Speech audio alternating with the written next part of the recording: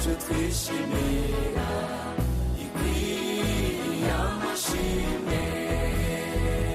Turasoma icyanditswe cyera mu gitabo cy'Ibyahishuriwe Yohana hajya mu gice cya 2 turasoma umurongo wa 4 n'uwa 5. Turasoma mu izina rya Yesu. Aravuga ngo ariko mfise icyo ndakugaya ko nuko waretse urukundo rwawe rwa mbere. 5 nuko niwibuke aho wavuye ukagwa, wihane ukore ibikorwa nk'ivya mbere. Nutagira utyo nzokuza ko nkure igiterekwa kwitara cyawe ahantu hacu kiretse wihanye. Amen. Iyo ni ijambo ry'Imana muryakira. Urashobora gufata ibyicaro kuko Imana itugiriye neza. Ku Imana yacu ni nziza, avuga ngo ibihe byose Imana ni nziza. Nshimiye Imana ko nshoboye guhagarara hano. Turi mu buntu bw'Imana rero hano nico gituma ata mpamvu nimwe ufise yo kudashima Imana. Kuba wavyutse ni gitangaza Imana yakoze. Rero kubw'ivyo Imana ihabwa icubahiro ko turiho turi bazima. Iyo turi hano imbere y'umuco w'ijambo ry'Imana. Ku ijambo ry'Imana Bibiliya avuga ngo n'umuco utumurikira muri uru rugendo. Muri uru rugendo duhorana byinshi, rugendo rurabonemo byinshi, nico gituma hari abo mwatanguranye uru rugendo kumbure batakiriho, hariho n'abandi bariho ariko kandi batakibandanije urugendo canke barutaye basubiye inyuma. Soma igitabo c'ingenzi, hariho ngo abitwa abo na Paulo yavuze ngo badema baramutaye, hariho abandi bagiye barasubira inyuma. Ariko we kukibandanije urakwiriye gushima Imana. Si ubuhinga, si ubutware. Ngiye kuvugana nawe ijambo ry'Imana, ngiye kuvugana n'umuntu kandi uyu munsi ndakuvuga, ariko sindakuvuga izina, ndavuga ijambo ry'Imana. Nimba uri mu ijambo ry'Imana ndakuvuga, ariko ijambo ry'Imana turimo twese, ninda atarimo ngaha. Bibiliya ni ijambo ry'Imana, Bibiliya ni imbaraga z'Imana, n'ububasha bw'Imana. Bibiliya harimo ubuzima bwawe bw'ubu, bwa kahise n'ubuzoza, kuko Imana byose yarabisize mu ijambo ryayo. Bibiliya ni ijambo, ni kete Imana yandikiye abakunzi bayo kugira ngo turisome tugende turagishura buke buke. Umwe wese arafise ukuntu atanga inyishu kuri Bibiliya. Bibiliya rero n'umuco, ni ijambo ry'Imana. Nashaka ube hano wiyumve yuko uri hano, ntube uwazanye igipawa. Hari abantu bagira igipawa murakizi, akaza arashiburira hirya ati yo iyo bari kuba hano. Oya, niwe uri hano. Ngiye kuvugana n'umuntu ari hano. Yesu nashima. Nta bintu byawambiye. Hari abantu ngo wambiye kabisa. Hapana, byawambiye. Ndiko ndavugana n'umuntu. Yesu nashima. Naje kuvugana nawe ijambo ry'Imana. Ngomba kwigisha ku ntambuko 10 ziranga umukristo. Mugabo zikamuranga canke ni nk'ibimenyetso biranga umukristo yuko ariko aragenda asubira inyuma mu gakiza. Iyo niyo teme, niyo mutwe w'iciko. Rero birakenewe ko umuntu amenya yava, akamenya ahageze, akamenya niyo ariko araja. Siko none ga yemwe bene da. Birakenewe mu buzima ko umuntu amenya yava, kuko utamenya yuva ntumenya niyo uri kuraja. Birakenewe kumenya yuva, ukamenya naho ugeze, ukamenya niyo uri kuraja. Birakenewe cyane mu buzima bw'umuntu wese.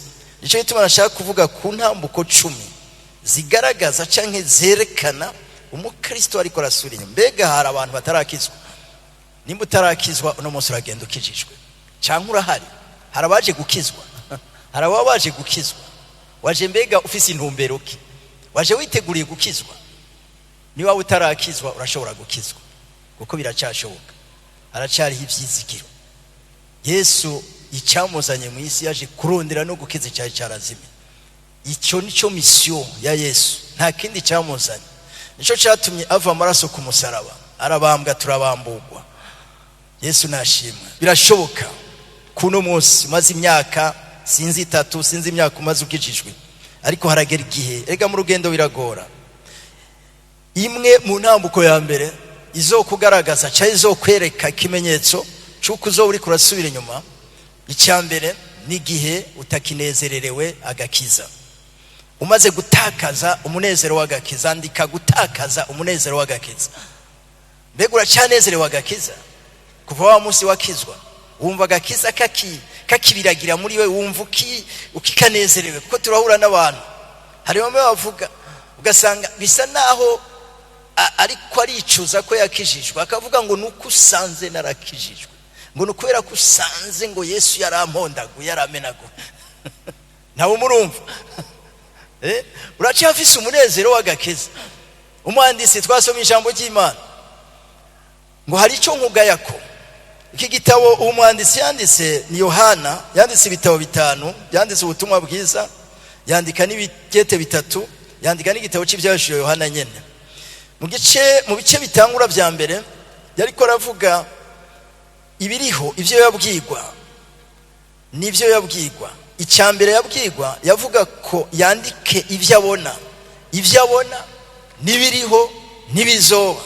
Tugeze mu biriho rero. Iki gice cya mbere cyerekana ivyo ubona, ivyo yabona ico gihe. Igice cya kabiri gushika mu cya gatatu nibiriho yabona mu mashengero. Igice cya kane gushika ku gice cya nyuma yariko aravuga ibizoba. Uyu ni Yohana yanditse ngo hari icyo nkugayako, ngo kubera ko wahevye urukundo rwawe rwa mbere, ariko ukwiriye kugaruka. Imana ishaka tugaruke, ishaka ko tugaruka, ishaka bagaruka, nishaka bagende, ishaka bagaruka. Yesu nashimye. Ni byiza kugaruka, ni byiza gutaha mu rugo, ni byiza kugaruka mu bwiza bw'Imana. Imana ihabwe icyubahiro.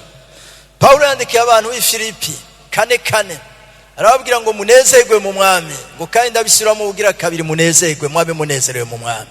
Imana ihabwe icyubahiro. Umunezero uva ku Mana. Nta mangazini canke ibutike badandaza mu munezero. Hari gihe wumva umenga washishwe, ukumva umunezero watakaye, ukumva umenga ivyo bya Yesu nuko ibinezererewe, ukumva uri kuravyibaza ko haheze iminsi, uri kuratangura gutera intambwe mukoye gusubira inyuma.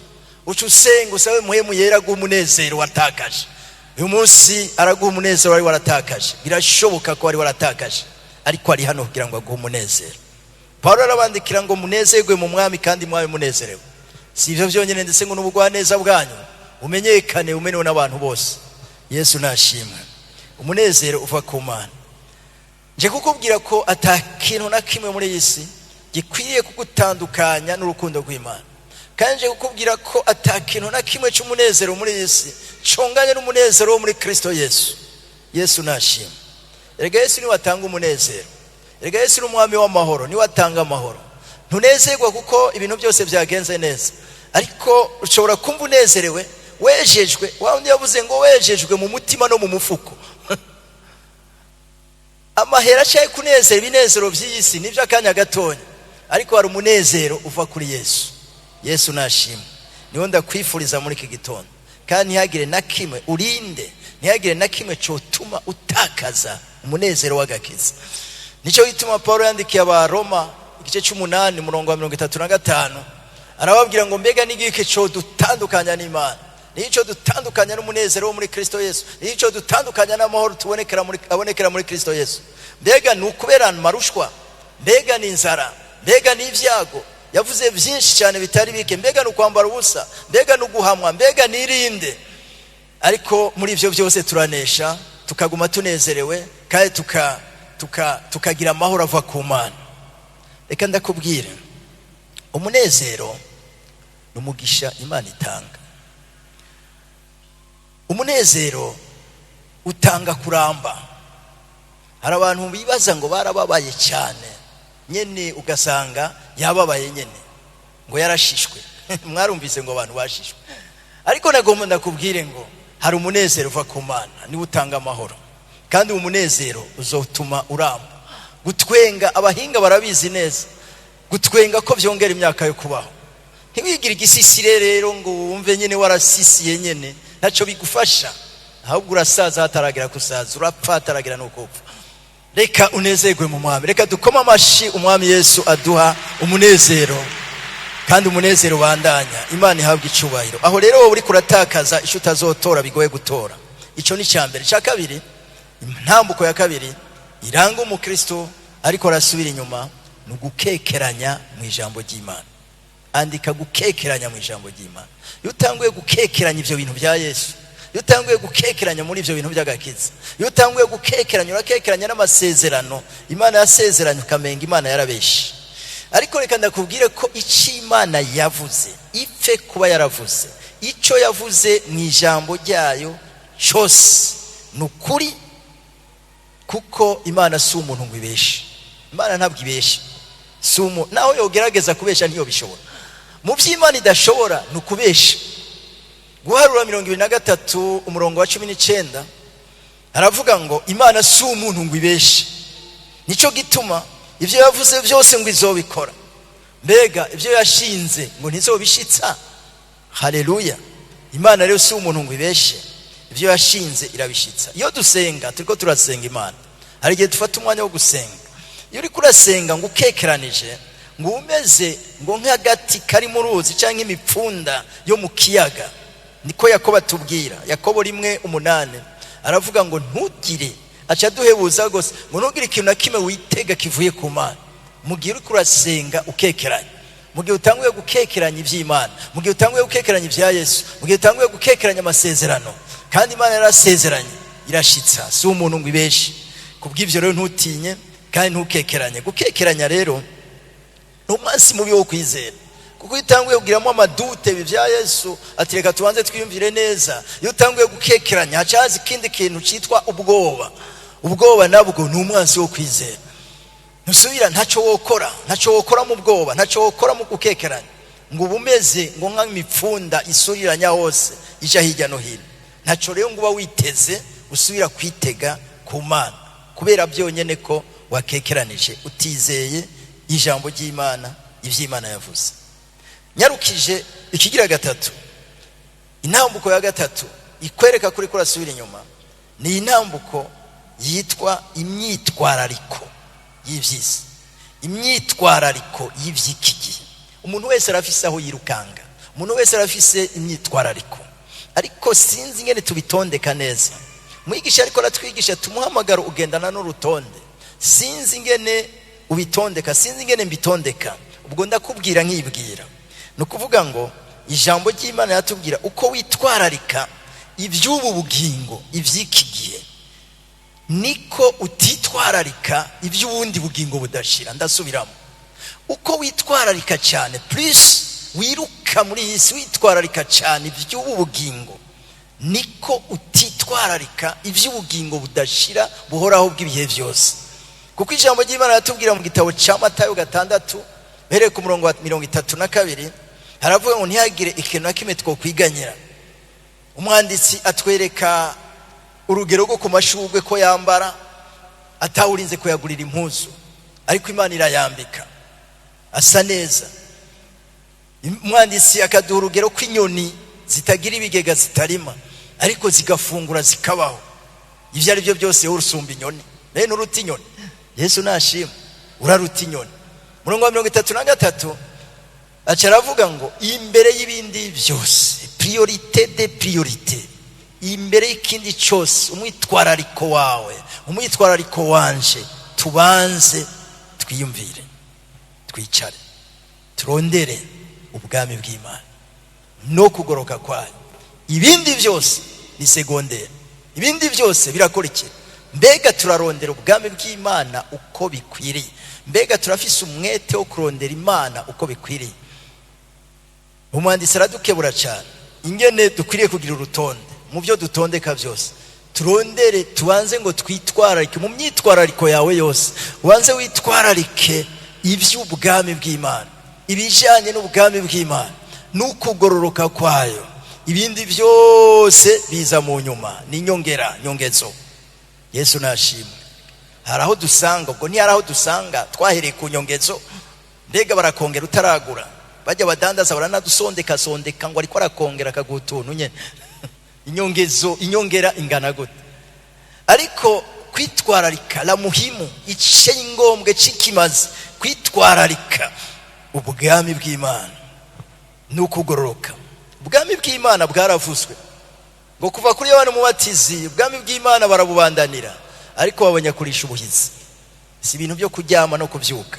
Ubwami bw'Imana n'urugamba, n'intambara. Ababaye abahizi mu kwizera hari ibyo waciyemo, n'urugamba. Ubwami bw'Imana, Paulo yandikira abantu b'i Roma arababwira ati rega noneho kandi mumenye ubwami bw'Imana si ukurya no kunwa gusa, si kura na kunwa tu. Hari abantu bibaza yuko iri juru bahora batubwira ngo utunze mu isi ngo no mu ngo niryo juru. Nta juru. noneho bakavuga kibaza ngo nukujya no kunwa gusa. Ubwami bw'Imana ngo sukujya no kunwa gusa, ahubwo nugukora, nukugororoka. Kandi kugororoka ni gikorwa muri yisi. Ntibazi ngo kugororoka muri yisi ni ibintu byo, si ibintu byo kugenda ugaramye, si ibintu byo kugororoka gucyanye tuko turavuga. Kugororoka ngo ubwami bw'Imana no kugororoka, ngo ubwami bw'Imana sukujya no kunwa gusa, ariko nukugororoka. Harimo byinshi cyane, ico kiragutse cyane. Rero imyitwarariko, turitwararika. Yesu igihe ariko arigisha muri Luka 8, uriko urasoma ujya mugani w'umubibyi, yariko aravuga imbuto zaguye ahantu hatandukanye. Avuga ku mabuye, zaguye ku mabuye zaciye izuma ntavuri hari. Aravuga ku zaguye ku nzira inyoni zikazinobagura. Aravuga ko ari zaguye mu ivu ryiza zikama imbuto. Aravuga ngo nizaguye mu mahwa. Izaguye mu mahwa ngo niyo myitwarariko y'ivyikigihe. Usomye ku murongo wa 14 Luka 8 ngo zimwe zaguye mu mahwa, ngo nabantu bumva. Igihe Yesu yariko arasobanura uwo mugani, ariko arababwira ngo niba abantu bumva ijambo ry'Imana bakaryoherwa cyane, bakumva barakijijwe bari mu mashengero, bakumva nyene bararyohewe cyane, niyo bakumva nyene binjiwe mu ijambo, ariko ageze haje inyuma gatonya arenganye porotari bigahinduka. Usanga rero ngo amahwa rimera nk'irikuze gato, izo mbuto zimera nk'izikuze gato, ariko nizizigera zama, kuko ngo ijambo ry'Imana ngo imyitwarariko y'ivyikige, imyitwarariko y'ubuzima maisha ya leo ngo bica biza ngo bikarinyoha, ntishobora gukura. Rero kimwe mu bituza ko tubandanya kirimo ico, kandi ico ni gikuru kirakomeye cyane, kwitwararika ivy'ubugingo. Ivyo muri iyi si biriho ni byinshi, ariko twitwararike n'ubwami bw'Imana. Icya kane nyarukije cya intambuko ya kane, wumva iyo biriko biratujana, wumva intambuko uzobugeze ko. Intambuko igira kane nuguheba gusoma rya jambo ry'Imana iri Bibiliya. Nari kuvuga tumenyereye nk'abavuga butumwa ngo mumbarize ngo heruka gusoma Bibiliya ryari. Ariko ibaze wewe uheruka gusoma Bibiliya ryari? Kuko hari abazihitana, hari wayihitanye mu gitondo hariya ku kabati, nawe ucubona wayikoye hariya ku kabati, hamwe wayishira kwa Mungu nyene, niho waciye uyihitana uraza ko wageze kwa Mungu. Bari dufashe kandi tubabari. Noneho utanguye guheba gusoma ijambo ry'Imana, ni bukebuke tangura kugabanya. Usa naho uri kuragabanya akayabagu, usa naho uri kuragabanya rasiyo wahoro, uri kuragenda pole pole. Baswari yavuze ngo pole pole ndiyo mwendo. Ntibaze ngo ugenda cyane, ugenda bukebuke, ukagenda usoma. Ahandi ukumva birakubihiye, ahandi ukumva umenga sinzi n'ibyo urimo, ahandi ukumva sinzi ibyo uri kurasoma, ahandi ukumva ugacumanika, ahandi basi ukazogaruka hanyuma cyangwa ugasoma ibindi, kandi usomye ibindi bica bikunda.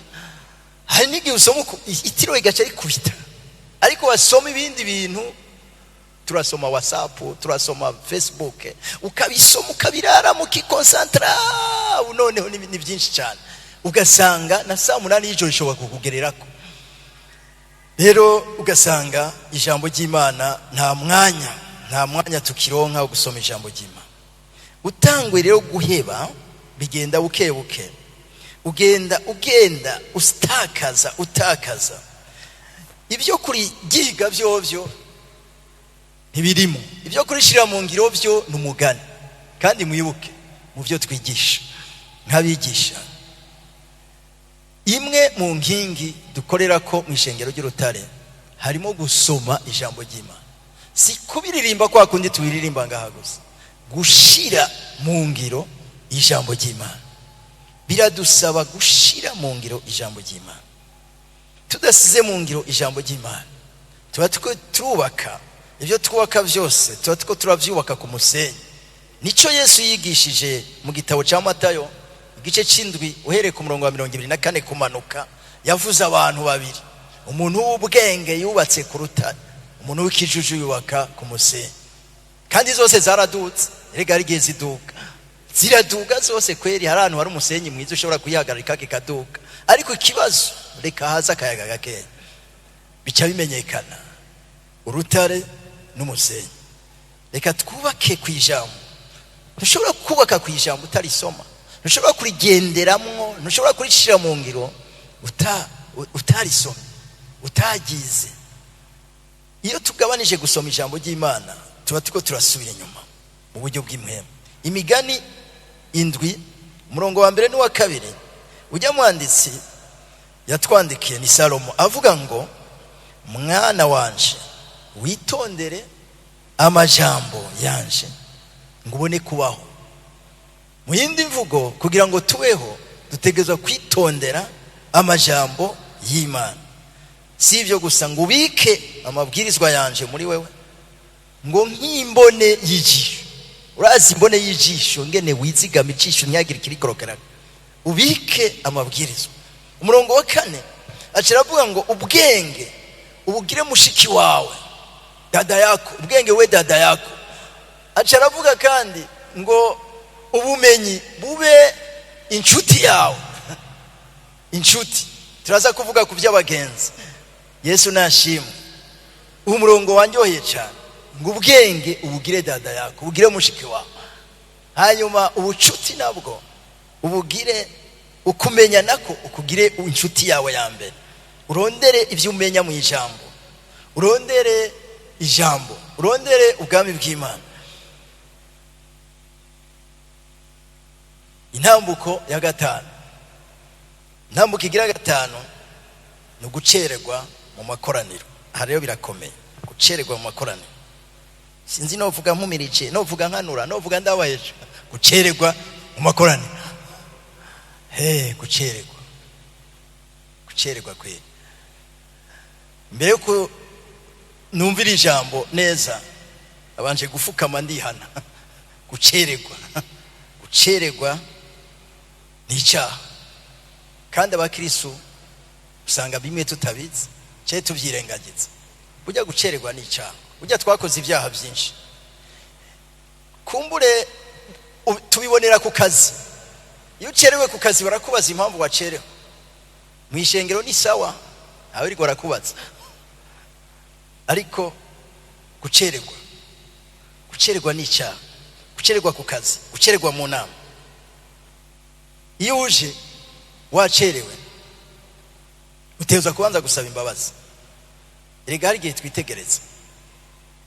Igikone cyatanguye hitwaziye rimwe, ariko isaha yo gutangura irazwe. Hari ushikiramo yusanze sangwa yashushe nga umwami Yesu azoza kutujana, kabone umuntu acomotse hariya kabisi nyuma y'umuryango ashikiramo nyene umwami atakuja kukujana wapi. Hari igihe nyene turaba tugahora nyene kwera impamvu kubw'impamvu z'akazi umuntu akakaraba, ariko ugasanga nyene aracomotse acomokeyemo nyene nta na geste basi yo kugira ati mana mbabarira mbanze ni imbere yo kwinjira. Ashikiramo ukuri kwamye nyene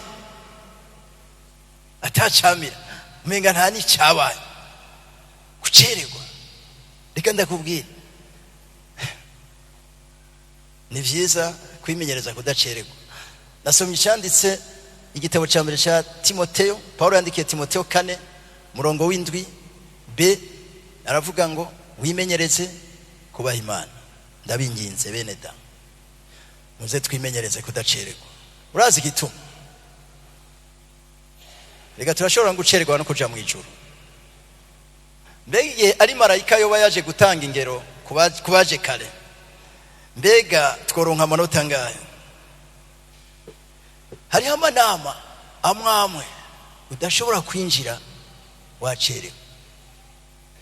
Ushatse ko gahera urashobora kwinjira kagaca gahera. Aho ni mu nama. Kandi iyo twinjiye twacerewe dukora amakosa. Urazi mu nama wacerewe hariho n'abandi acashikira kubaza ibibazo babirenganye kera, ordre du jour bamaze kuyirengana ikuragorana. Biraboneka ko utatawe icari cyo. Ni wari ukwiriye no kubaza ivyo barenganye. Iyo ducerewe tuba twishe gahunda, programme. Erega hari Imana ibishaka tuza kare. Nimba abategetsi bo mwisi nabo babikoresha kudacererwa, bisabwa kudacererwa, idufashe kwene. twimenyereze no kudacererwa. Pawulo amubwira ngo wimenyereze kubaha Imana. Erega hari ibintu hari gihe biba kamenyero, tukamenyera tukijajara. Hari igihe usanga twijajaye, kandi mu kwijajara hakorwa ibyaha byinshi. Dusanga twakoze ibyaha mu ishengero, turiko tuza ngo duhanurane. Twimenyereze kudacererwa, twimenyereze kubaha Imana, ntituzocererwe no kuja mu ijuru. Matayo 25. Mwese murazi umugani w'inkumi 10. Zitanu zari abanyabwenge, ndakwifuriza kuba muri zitanu z'inyabwenge. Abandi zitanu ngo byari bipfu. Byari bipfu. Ibipfu no kuvuga ni bijuju. Mu Gifaransa bavuga ngo ils étaient bari folles, sont des filles folles. Bari bipfu. No kuvuga bari bajanye amatara, muga ntibajana amavuta. Niryo kosa rya mbere bari bakoze, bica bituma bivyara gucererwa. Baca baraza umukwe yashitse. None nakubwira hari ahantu umukwe yashitse kizira kwinjira, icyo gihe cyarazira kwinjira. No ngaha mu isi hariho aho ushobora yashitse udasubira kwinjira, nabyo muhozi mwebwe kiretse ushatse ko gahera. Noneho umukwe yashitse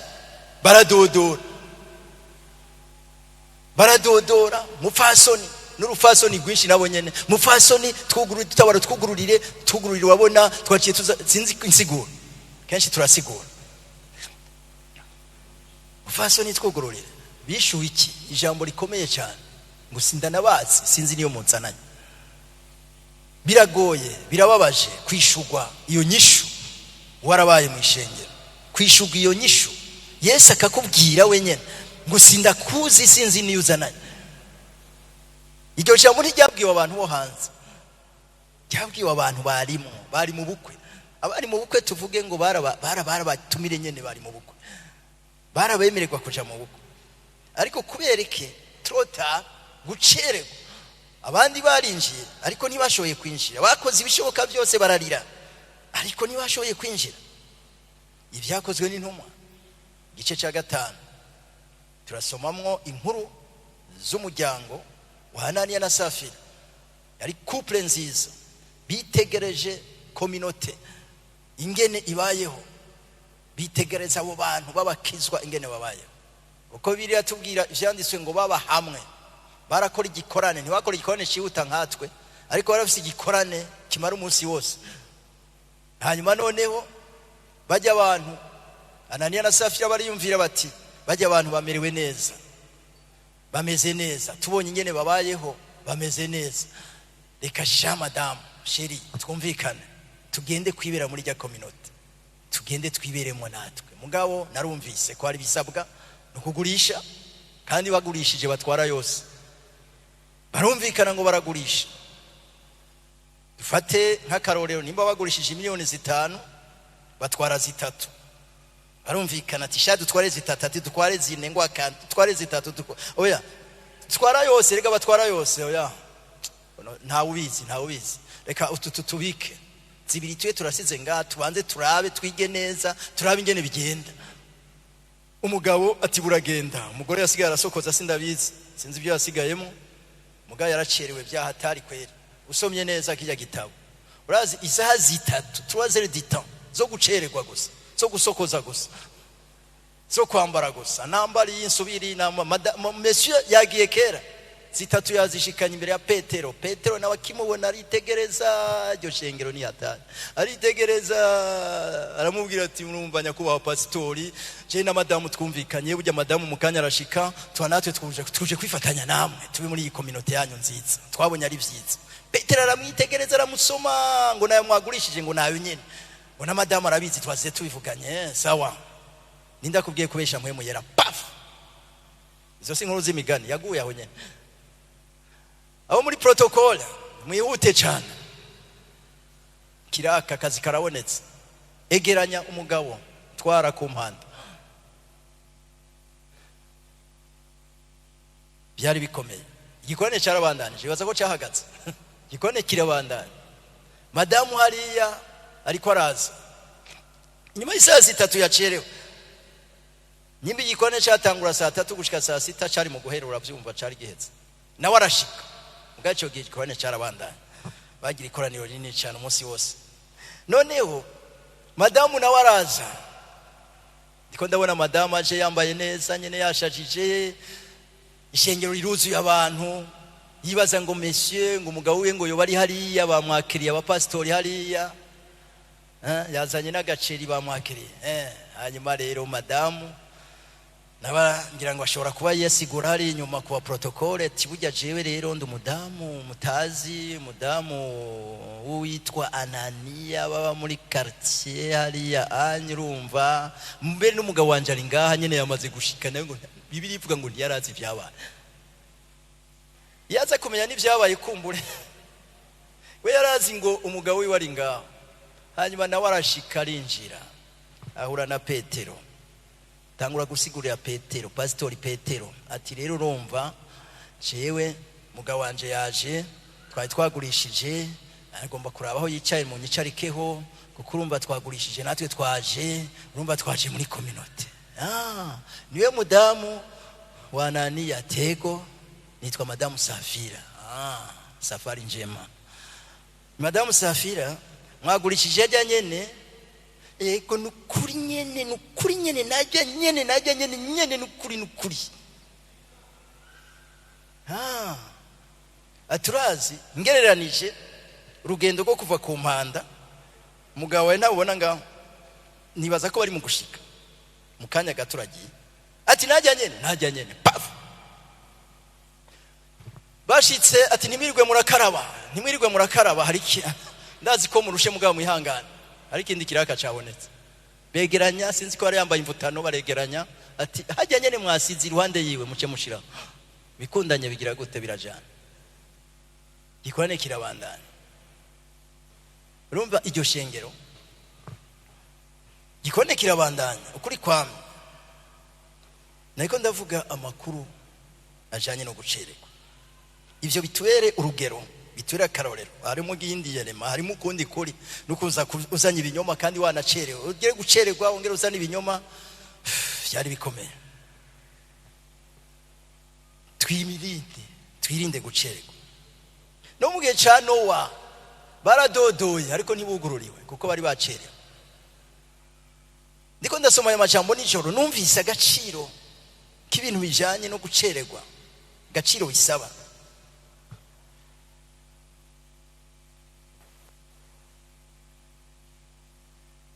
Iyo yari intambuko igira gatanu.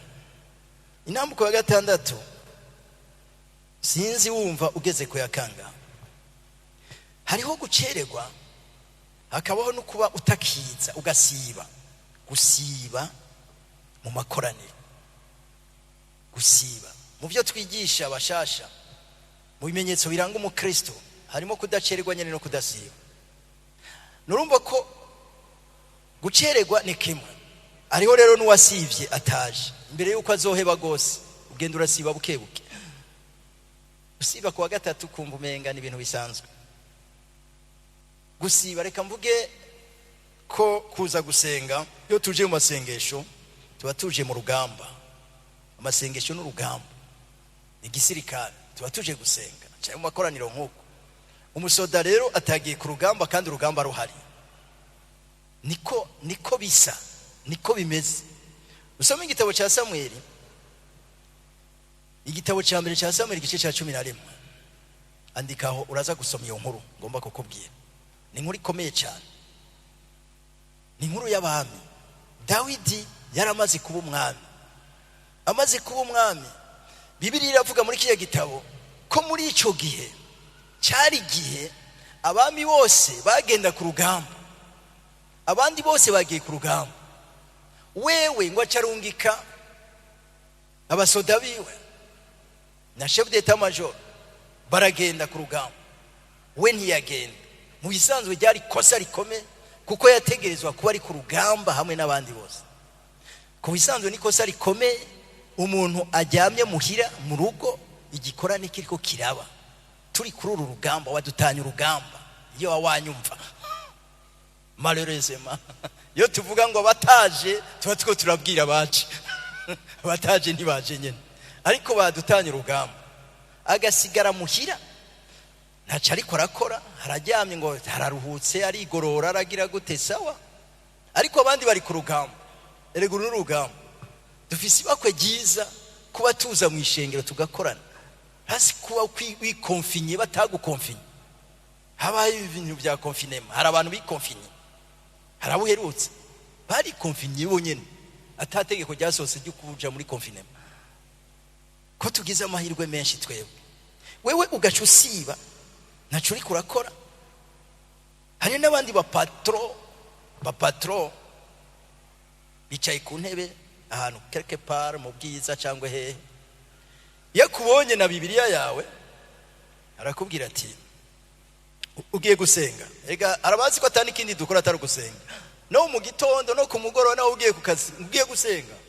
Ari hehe yicaye ku icupa giwe, ari hajya ahantu uransengera, bo baratuma sonde patron baratuma, we ntangi aratuma, ni wagaruka arakwishutsa arakubatsa mbega wansenge. Ngira ngo ntabuhoro ucako we, je n'abacako kenshi. We waratuma amasengesho gusa, wavumuzanira n'inyishu.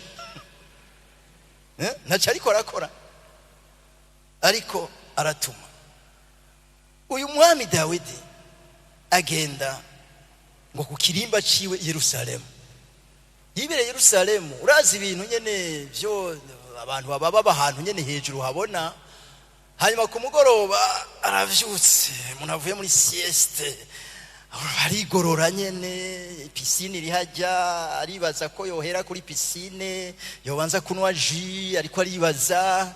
Hanyuma sinzi ukuntu ariko arazunguruka, urabona bari abantu nyene babibera ahantu hejuru gutya, sinzi ukuntu aravye hepfo abona umudamu ari muri douche idasakaye. Urazi bari abantu bo hepfo douche ntibisakaye nyene. Ucubibona nyene uri hejuru, ucubona nyene douche nisakaye. Hanyuma agaca mubona, hanyuma agaca akora n'irindi kosa ryo gutuma abasirikare atigenda muzane ibikurikira, murabizi mwaravyumvise. Ico cyaha cyatewe n'iki? Abashakashatsi batubwira ko abanebwe, abantu bakunda kwigorora gusa, abantu bakunda amarix, bikorera ibyaha byinshi buriya. Rix simbi urazigenderamo, ariko ngo abanebwe ngo bakora ibyaha byinshi kuko baburi ico bakora bagakora ibyaha. Abona byinshi gusa birengana kirirwa ngaho mu kirere. Hanyuma rero urumva icyaha ciwe cyatewe n'iki? Nuko atagiye ku rugamba. Abantu bataja ku rugamba, uru n'urugamba turiko bibereye aho. Abandi ni nk'ibifi byibereye mu mazi yegwi. Urumva bari ngaho. Gusiba mu makoraniro ni kosa, ni icyaha. Abaheburayo 10:25 aravuga ngo ntimuzohebe gukoranira hamwe, cyane cyane muri iyi minsi, ngo cyane cyane wa munsi wegereje, ntimuzohebe gukoranira hamwe. None barahebye, birababaje ko ari abantu bahebye, kandi yarabahebye koko. Gira biharuro nawe wiyumvira abo mwagenda cyangwa mwari kumwe mu myaka, urabaherutse. Hari gihe dushakisha mu burongozi ati mbega naka ko namuhero yagiye, ukibaza kandi ugasanga effectivement ivyo yarimwo atari bizima. Mbega yagiye.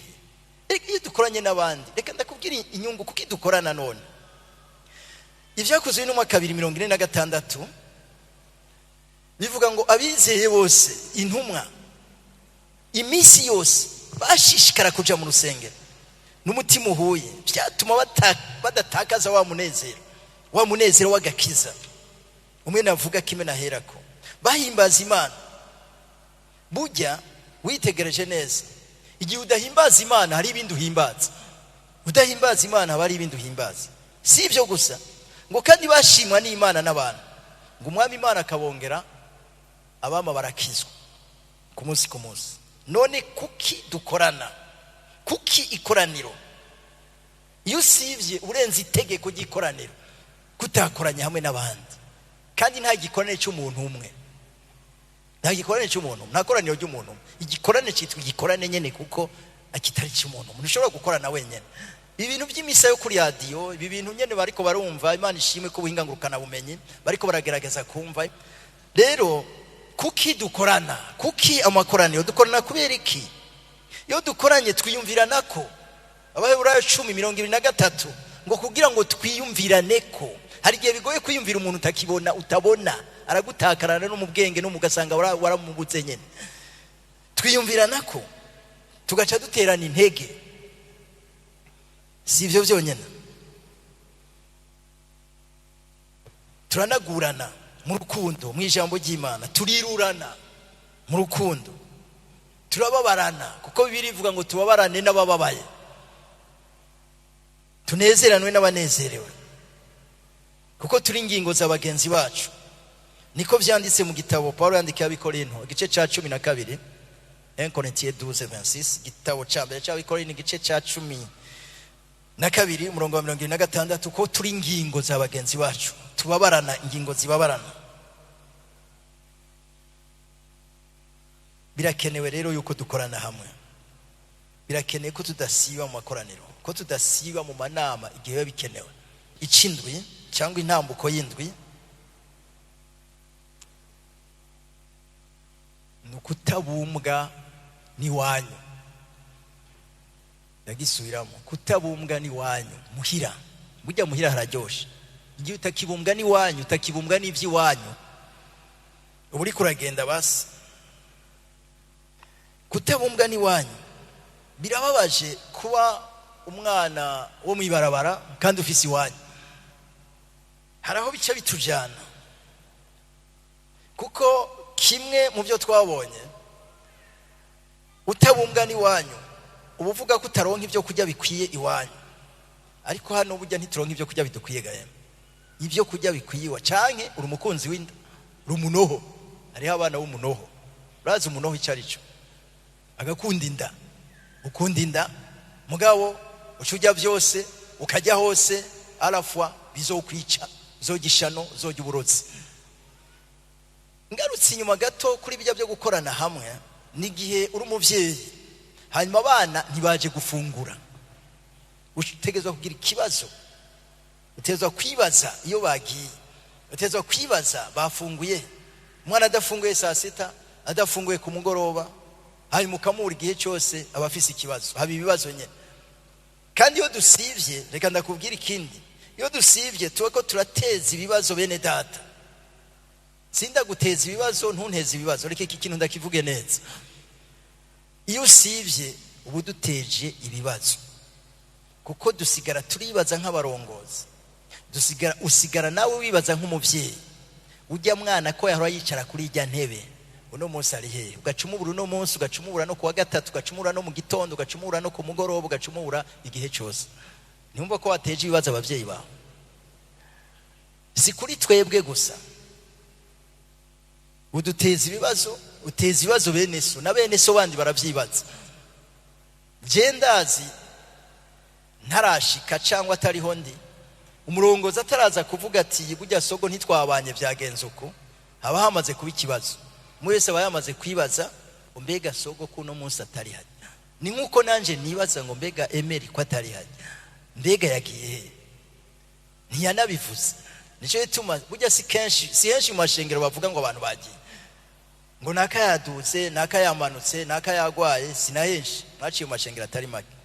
Ariko ntuduteze ibibazo, ntituguteze ibibazo. Ico ni kigarutse kuri bijya byo kudakoranira hamwe, kudasiba. Ariko kutabumbwa ni wanyu. Ugiye kujya aho byeze cyangwa se aho bihiye, mu Baroma 14 umurongo wa 20 havuga ngo ntimusenyure igikorwa c'Imana kubw'icakura, kubw'ivyo kujya. Ari ingaruka rero zo kutabumbwa ni wanyu. Ujya hose arafwa, uzogwara cyangwa uzoza uturamangati. Harabagenda bakaza baturamangati, amangati murayazi. Kuko umukunzi w'inda ajya byose, arahura n'ibijumba kajya bitetse n'ibyokeje, n'imyumbati n'ibigori bitetse n'ibyokeje. Ingaruka no munda no guturamangati. Amangati araba amangati yo mu buryo bw'impwemu, akaza abaza ibibazo atahora abaza, akaza kubwira yuko umenga ronsa kandi gakiza gashasha. Ibyo wamwigishije byahindutse. Ashobora kugishano y'uburozi bw'ivyizegwa. Erega hari uburozi mu vyigishwa, hari abantu bari uburozi bw'inyigisho mbi, cyangwa ugacika inyererezi. Hari inyererezi kuyerera. Urasoma igitabo cy'ibyakozwe no mu gice cya 19, umurongo wa 13 na 14 byakozwe n'intumwa 19 umurongo wa 13 na 14 havuga ngo abana b'inyererezi ngo zimwe mu nyererezi z'abayuda mbere ngo harimo n'abana basinkewa abana b'umupasitori umuherezi ngo bariyerereza hanyuma baca bigira abayuwayi baca babona abantu bazuye abadayimoni ngo natwe turashobora kubasengera bagenda babarambika ku ibiganza ngo nibiganza ngo bya bindi ngo Paulo ahora avuga ngo na Yesu wawe undi Paulo ahora avuga gira Yesu wawe Yesu wa pasitori ngo zarababwiye ngo sha ngo muraronsa aho muza rero ngo burya rero ngo Paulo ngo turamuzi na Yesu turamuzi mwe muturutse muzaranye mwariko murayerera mujahe ngo zarabakubise uzosome neza batashe batambaye kubera bari nyerereze bari barahevye iwabo kera hanyuma bagenda mu bintu binyene by'ibintu aba nabo bavuga yuko bashobora gusenda abadayimoni mu izina rya Yesu umwe Paulo ahora avuga ni gitangaza inambuko ngeze ko yakanga inambuko y'umunani twabonye inambuko yo gusiba kuza mu makoraniro none tugeze ku nambuko yo guheba no kuza mu rusengero ntubu kimona mu rusengero asubira kuboneka mu rusengero kandi ibyo bigenda buke buke arabanyandwi kwa Mungu gusa kazi kabaye kenshi je ndibaza ntawe ducira urubanza bra iri shengero ni rinini ku munsi wa gatatu abari ngaha barazi ishengero ingene riba ringana ejo bundi umurongozi yaravye arasemerera ariko mbega haje igipimo cyangwa se haje mbega novuga iki haje lettre d'explication gusigura icyatumye utahari burya twese bosanga turi ku kazi reka ndakubwire igihe bazo bakoranye ku munsi wa gatatu uri umukristo nako ndavugana n'abakristo nimba uri no mu rugendo nimba uzo buri hehe ukumva kabisa nta nagatima gasimba ukumva ni amani kabisa ukumva cyarantangaje mwe na mu telefone mbega ejo kutaje mu gikorana urazi ko nibagiye ko ari kuwa gatatu ari batakimenya n'umunsi namenye no kuwa gatatu mu bisanzwe byo wakwitwararika cyane gusumba ibi kuyobe ugasigara utazi nuko kuwa gatatu wakorana aho uri hose ukumva by'ukuri ukumvura amahoro ukumva ntacyo bivuze ntacyo bikubwiye ari kuwa gatatu urazi ko bene data bari ku rugamba urazi yuko ari umunsi wa repetition ugasigara wibaza uko byagenze akakubwira neza ngo yaravyibagiye ntiyanamenye ko ari umunsi wa repetition ivyo ni bimwe bamaze iminsi bavuga by'umuhamagaro sinzi uwo muhamagaro hari waribagiye n'umunsi wa repetition waribagiye n'umunsi biragoye noneho ugasanga ugera rero ahantu uheba iyo uhuye rero n'uwahevye atakiza mu rusengero hari igihe nitegereza mugahura nyuma y'indwi nka 5 ukwezi canka amezi abiri undi nawe yankubise ijisho kata zero kasi zero hari igihe yibaza kutana mubonye ariko nyene hari igihe twinumira nyene kubw'impamvu z'akazi nyene ugasanga akibaza nyene kutigeze umubona umuguye ko naho arakubwira ngo yahora agwaye yahora ruguru atigeze arenga igisagara cya Bujumbura ngo yahora ruguru akongeraho kubesha kasi ikibazo kigoye kandi reka ndakubwira uburenganzira bwawe gusiba ariko ndiko ndaguhanura yuko ukwiriye kudasiba no kudacererwa no kudaheba hari igihe nyene umuntu ava kwiyomera umuguye ko nivyo akubwira ikindi kintu gikomeye cyane abo bantu baca bahunga bene se usibye n'abarongozi nawe waragukwepa hari igihe dutuma cyaye twibaza ati genda basi turabire ko gihema yo bakiriho inyishu batuzanira biragoye gasanga ko ari ibintu nyene byo gufundikanya akoreyo n'agatangaza yo ni intambuko ikomeye cyane intambuko y'icenda Imana ikwiramfasha gukoresha umwanya intambuko y'icenda yitwa kuvanga abagenzi waragiye kubatizwa baramubaza ati mbega none uravanye na Satani n'ibikorwa by'iyi ngo ndavanga aravanga kubera yavuga nyene uburi kuvanga abagenzi mu ncamake dufise abagenzi b'uburyo bubiri, hariho abagenzi beza n'abagenzi babi, ariko nashaka ndakubwira ko atamugenzi n'umwe azokujana mu ijuru. Ijuru si rya muyomba, ijuru si rya shangazi, naho rimwe na rimwe uvuga ngo urumva shangazi yaciye azana nka kumusiga jenyene, hanyuma rero urumva nawe pastori bica bibugorana, ndamusize uza kumusiga isaha imwe uragaruka umusange, ntiwamenye ibitangura n'ibiheruka gusa. Imana ikubabarire, Imana imbabarire.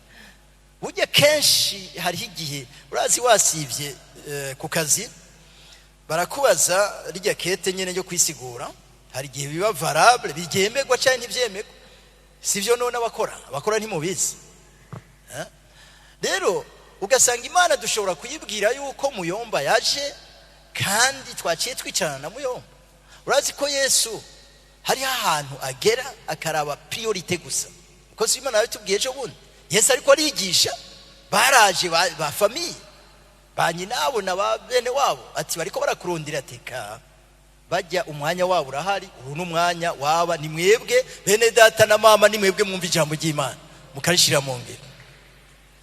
Yesu umunsi umwe, ariko Yesu n'igitangaza, ubundi muntu yaramubwiye ati jewe n'ukuri ku by'ukuri mwigisha, jewe ndafise ikibazo, data yapfuye, ubu rero n'ukuri unyemerere je mbanze kuza guhamba data. Ati so yapfuye kweli? Kandi yari yapfuye. Yamwishuye ngo iki? Abasoma bibiri mibaza ko Yesu yanka social. Yesu ni yanka social, arayizi, baramutumira mu bukwe, baramutumira ahantu hose, ariko yashaka kuvuga priorite, yashaka kuvuga ikintu gikomeye. Nimba so yanapfuye, hariho abandi bari hajya batarakizwa, bataramenya ubwami bw'Imana, basi nibamurabe, hanyuma wewe si n'umunsi w'amaziko. Ega mu isanzwe nitwogasivye no mu koraniro kubera yuko turi impande y'ikiziga ngo turiko turarira ku kiriyo. Ntivyemeye ko uri ku kiriyo ugaca usiba ikoraniro, cyangwa urigizi wawe sawa cyane tukagusangaho biravana birashika sore. Ariko nashaka ndakubwire ko imbere y'Imana Yesu uyo muntu yamubwiye neza ati reka bapfuye baze guhamba bapfuye babo, we banzuze gukwiza ubwami bw'Imana, kuko yari afise igikorwa jejwe ategerezwa gukora. Hari igikorwa ubujejwe, mu gihe Imana yaguhaye igikorwa ukora, biragoye isiguro dutanga yuko byagenze uko byaragiye byaragarutse, biragoye, birashoboka. Ni kuvuga rero ko aho hantu bituma ni intambuko zidusubiza inyuma,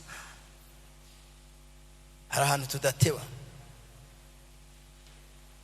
Abagenzi navuze ngo abagenzi b'uburyo bubiri, babi na beza, ariko biri yavuga ngo abagenzi babi, kubana n'ababi byonona ingeso nziza. Gitabo cya mbere Paulo yandikiye Abikorino 15 umurongo wa 33, nivyo nsoma sivyo nikurira mu mutwe no mu bwenge bwanje. Hari abagenzi bo kwibarabara, muhura mu ibarabara yambu bigaherera ngaho, adashobora kuza ni wawe, sivyo none. Bino mugwi wa mbere w'abagenzi. Hari abagenzi bazi wawe mu rugo cyaye bakaza muri salo, n'undi mugwi w'abagenzi. Hariho n'abandi bagenzi, umugenzi wo mu cumba umwe, ujya n'umwe ujya bumwe, ugize benshi bica bigorana, bica bicangana. Abagenzi bo kwibarabara, bakolege bo ku kazi, hari abagenzi baza muhira, hariho n'umwe wo mu cumba. Abo bose n'abagenzi, kandi niwe ubahitamo, niwe ubahitamo. Sindiko ndakubuza ubugenzi, ariko kuvanga abagenzi nashatse kuvuga n'aba bagenzi babi bakonona, batazokujana mu ijuru, bagutesha umwanya, bagutebya ahantu, ukabura ahantu ngo uri kumwe n'abagenzi, urarindiriye abagenzi, cyangwa uri kuracungera ubugenzi, ubucuti, ariko wishe ubucuti. Hari ubundi bucuti wishe, hari ubucuti bw'Imana uri kuronona, kuko umwanya umarana n'Imana, umwanya tumarana n'Imana, umwanya tumara imbere y'Imana, niwo werekana ugaragaza urukundo dukunda Imana. Kwavuye mu rukundo rwawe rwa mbere, garuka, ngaruke, tugaruke kwitanguriro, kwisoko, twihane. Zaburi 1:1 haravuga ngo hahirwa abantu batagendana, badahagarara mu nama z'abanyabyaha, baticarana n'abacokoranyi n'ibindi n'ibindi. Ubishinze barashobora kukubuza ijuru. Nta mugenzi n'umwe azoguha ijuru, nico nshaka kuvuga, nico bishaka kuvuga. Nta nshuti n'imwe izoguha ijuru. Turiko turarondera, turiko turagwanira ubwami bw'Imana. Icyanyuma turangirije ko no kwidegembya kutariko, cy'abafaransa bahavuye bita libertinage. ibyo wita ko ari liberty, ibyo wita ko ari umwidegembya, ari freedom, ugasanga biriko birakujyana ahandi hantu ukwidegembya kutari ngo turidegembye. Bibiliya iravuga mu gitabo cya mbere cya Petero igice cya 2 umurongo wa 16 ko umwidegembyo wacu atari ugwitwazo rwa kamere kacu. Iyo niyo ntambuko ya nyuma igushikana ahandi hantu Satana acawe inshuti yawe cyangwa umugenzi wawe, ibyo gusubira inyuma kwiwe aca birondera mu gwitwazo bwo gufatira ku makosa y'abandi bantu, cyane cyane abonye ikosa ry'umukozi w'Imana ho ababonye rafiki yake avuga ati ni nk'umurezi, kuko Bibiliya iravuga mu gitabo cy'ibyashiwe Yohana 12 umurongo w'10 ngo ni wa murezi akorowe ngo yifatanya na wa murezi, aca yifatanya na wa murezi ngo arega bene data ku murango no mwijoro. Reka tuje mu gitabo cya 2 cya Petero aho tugiye kurangiriza. Ndibaza ko wumva aho ugeze mu ntambuko uri kuragenda. Igitabo cya 2 cya Petero turasoma umurongo wa 20 na 22, maze kuhasoma bamaze kumva ibyo ari byo, birababaje biraruhisha. Igitabo cya 2 cya Petero gice cya 2 nyene, icete cya 2 cyanditswe na Petero gice cya 2 umurongo wa 20 havuga ngo namba, hariho niho ngiye nkubita umusumari wo kurangiza. Namba by'ukuri, namba by'ukuri. Umwanditsi avuga ngo namba kumenya neza Yesu Kristo umwami wacu n'umukiza kwarabateye kudohoka bakava mu by'isi bihumanya, maze bakongera kubyizingiriramwo bikabanesha. Ibyo hanyuma byabo birusha ibya mbere kuba bibi. Umurongo wa 21 ngo icoba ciza kuri bo iyo batigeze kumenya inzira yo kugororoka, hako basubira inyuma bamaze kuyimenya. Tuko turavuga intambuko zo gusubira inyuma, bagata icyagezwe cera bahawe. Ibyabashitse ko rero ngo ni iby'uyu mugani w'ukuri uvuga ngo imbwa isubiye kuvyidashwe, kandi ingurube yuhagiwe isubiye kwivurunga hehe mu vyondo. Imana idufashe. Ibi bikoko Bibiliya ivuga ngaha, ibikoko ikavuga ngo ni bikoko Bibiliya yanka. Reka tuvuge kuri ibi bibiri. Imbwa barabizi n'abashakashatsi ngo nta gikoko na kimwe kibaho kuri iyi si gishobora kudahwa kigaca kijya ibyo cadashwe atari imbwa. Imbwa urashobora kuyigisha, hari izizi Icongereza, hari izizi Igifaransa, bakazitoza ziranakora n'akazi neza muri security, ariko imbwa ni imbwa nyene, hari igihe gukorera iby'imbwa zikora. Noneho ngo imbwa ngo isubira kuvyidashwe mu gihe twihanye neza, iyo twakiriye agakiza neza turadahwa. Bijya bintu twahoramwo turabidahwa, ifoko tudahwa, umwana dahwa tukabiheba ntitubisubiremo. Imbwa yonyene ngo nisubira kuvyidashwe. Rero ngo ibyabashitse ko ni umugani ugana kariho ngo imbwa isubiye kuvyidashwe. Ingurube kabenzi, bona kabenzi bakita kabenzi. Ingurube nawo yuhagira ukayoza neza, ugacushira ko n'isabuni, ugacushira ko na parfum, mukanya gatonyi sase biri mu vyondo iba yageze mu vyondo. Aho niho bitugeza iyo dusubiye inyuma. Hari abantu basubiye inyuma bari mu vyondo, mu matopi. Ibyaha ni vyondo, burya ibyaha ni bibi. Ibyaha ni bibi. Hari abagize ngo ntituvuge ibyaha cyangwa turashigikira ibyaha. Ibyaha ni bibi. Sinzi ko ari dini bishigikira cyangwa ishengero, ariko ibyaha ni bibi. Ngo ibyabashitse ko n'uwo mugani rero. Aha rero noca mvuga nti Imana idufashe dusenga Imana. Sinzi rero ugeze ku ntambuko ya kangahe. Tuvuze intambuko 10 gusa ziranga zerekana ko umuntu ariko aragenda, kandi agenda buke buke. Burya bijya dukora ngaha tukavuga ngo umuntu ngo twamutaramuye cyangwa ngo twamutenze, aba yagiye kera. Ijya ni office nukuntu kubishyira ku mugaragaro gusa. Aba yamaze kugenda nuko abantu bagenda. Turakwiye kumenya uko tugenda, uko abantu bagenda. Nabutanguye mvuga nti umenye yuva naho ugeze ni uri kurasha. ubu rero atanguye kumenya iyo uva naho ugeze naho uri kuraja. Aho uja ni habiri, haba heza canke hakaba habi bivanye. Reka rero dutere indi ntambuko noneho tuve muri reverse dutere tuje imbere. Yesu nashimwa wumvise amajambo bose Imana ibaheza kire cyane kandi bakayizera kandi bagiye kuyashira mu ngiro. Hari byo tugiye gushira mu ngiro ubunyene, bica bitangura ubunyene. Hari intambuko kumbure warugeze ko uri yizi twagomba dusenge re abantu babiri. Nimba wumva byukuri ijambo haraho ryagukoze ukeneye inkomezi ziva ku Mana, ko hari intambuko, haraho warugeze ahantu ugomba kubivamo, ariko nagomba kugaruka ubigarukemo mu izina rya Yesu. Wibuke gwa rukundo rwawe rwa mbere na Yesu, ugaruke mu rukundo rwa mbere ngo wihane. Utihanye no kuvuga ngo igitereko kwa matara ya nitwo gisigoro ubu, igitereko kwa matara cyawe kirahava ivyizigiro. No kuvuga rero reka dusenge Imana. Ni wumva hari ico wobwira Imana muri kano kanya, haguruka hori kugira ngo dusenge Imana. Nukuri ni waba wumva byukuri uti je naringeze hamanuka canka haduga, ariko urugendo ruraduga rukongera rukamanuka n'amakorosi n'amadodanari. Ni waba wumva urakoze mwene data, haguruka nawe wumva ukeneye imfashanyo y'amasengesho kugira ngo dusengere hamwe iri sengesho. N'abari kure n'abatwumva bari kure hirya no hino, murashobora guhagurukaho muri kugira ngo tubasengere Imana. Dusenge kugira ngo, kuko aho wananiriwe, aho warugeze unanirwa, ni Imana igiye guhera no kugushoboza, igiye kugushoboza ubunyene. Hari intambuko waruteye ko, ariko garuka mu rukundo rwa data. Hariho kugaruka mu rukundo rwa data.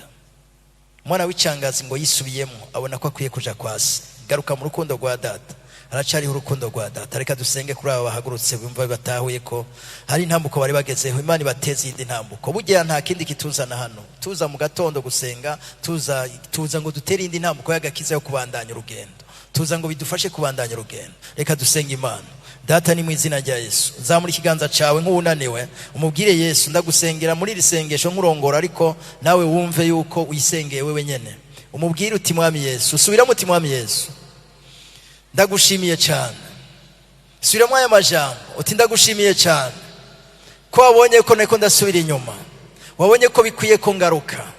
None ndagarutse, nungirira imbabazi, numpa inkomezi kugira ngo nshobore kubandanya urugendo ntirunanire, kuko ari rurerure. Unshoboze Mwami. Reka ndagusengera Imana. Uharaho Mana yacu nziza, turagushimiye kuri abo bose badugije ibiganza, ko bumvise ko hari ahantu bari bananiriwe, ahantu bari barasubiye inyuma. Bagaruke kuri wewe Yesu, bakugarukire, kuko uri Imana nziza kandi udukunda. Warungitse ijambo ryawe kugira ngo dukize. Reka ijambo rigira ikibanza mu mitima yacu. Umwe wese yumve aho yarageze ko adakwiriye kuguma aho hantu, yumve ko akwiriye gutera indi ntambuko nshasha yo kubandanya. Mwami ugiriye neza umuntu wese, abari badendebukiye mu rugendo, abari bananiwe, abandi bagire babivemwo, abari ko ntambuko ya mbere canke ya nyuma yo gusubira inyuma. Intambuko yari yose umuntu yarimwo, umutezi intambuko nshasha yo kubandanya. Nkuko wavuganye na Eliya yararushe, uramubwira ngo vyuka uje unwe, kuko urugendo rukiri rurerure nirukunanire. Mwami hari abari bananiwe n'urugendo, bashoboze Mwami kandi ubagiriye neza. Urakoze Mwami Yesu kubongera inkomezi, urakoze kubateje indi ntambuko, urakoze kugiye kubagirira neza no kubashoboza kubandanya. Cyubahiro nishimwe shikari ku ivyawe mu izina rya Yesu. Tugukomeye amashimwe menshi cyane, ayo mashi yose nayawe n'amashimwe mu izina rya Yesu. Urashobora gufata ivyicaro.